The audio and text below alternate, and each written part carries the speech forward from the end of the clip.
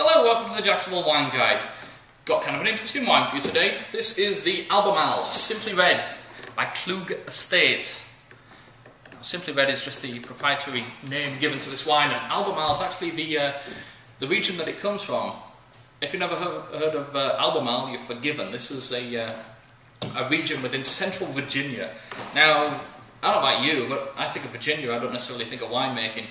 And you're forgiven because, I don't know, they've been making wine since the 1600s, but you still don't see many serious wines coming out of Virginia, at least that are carried locally here in Jacksonville and in Florida too much. But yeah, this is what they call a Bordeaux blend.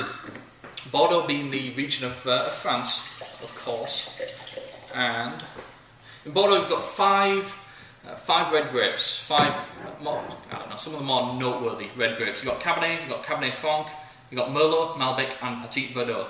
And in this bottle you have 4 of those grapes, just no Malbec. So no Malbec in this blend. Cab Franc, Merlot and Petit Verdot actually in the blend. So it's what they call a Bordeaux blend. The grapes aren't necessarily from Bordeaux, they're just grapes, types of grapes that are grown in Bordeaux. So when you hear people talk about, meritages, that's what a Bordeaux blend is, essentially. But not grapes that are from Bordeaux, just grapes that are grown in Bordeaux.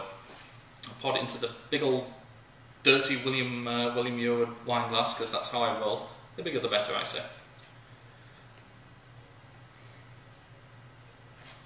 And straight off the nose, I think Bordeaux. I'm really a million miles away from California, but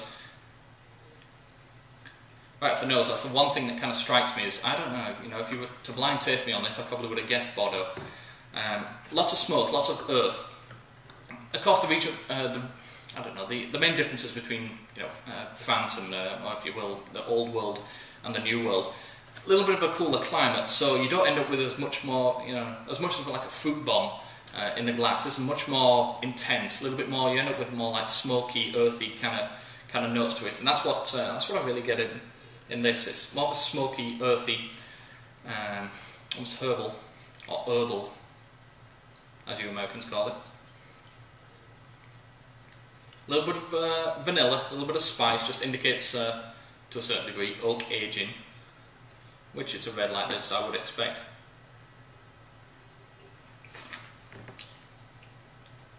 And those flavours really continue. Also blackcurrant, black cherry, blackberry as well.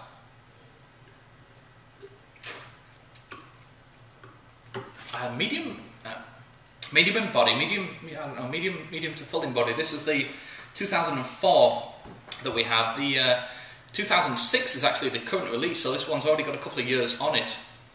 But really good value, $12 a bottle, which is an absolute bargain. My guess is that I don't know. I'm gonna completely guess that they're selling this wine at a loss. My guess is that they're really trying to make an example of this wine, just get it out there on the market and show that this wine can compete with California, which I may be wrong. They may be making it for a lot less than that, but excellent little wine for $12. It's a grocery store kind of price. Not that you'll find this wine in the grocery store too much, but actually picked up this bottle from the Grape in the St. John's Town Centre. And Premier Beverage is actually the distributor of Kluge Estate. So if you have a hard time finding this wine, just mention to your retailer that Premier Beverage is the retailer. So I expect to pay around about $12 at a guess. But honestly, if you can get your hands on this one, give it a try, because it'll kind of open up your eyes to wines from Virginia. So cheers, see what you think.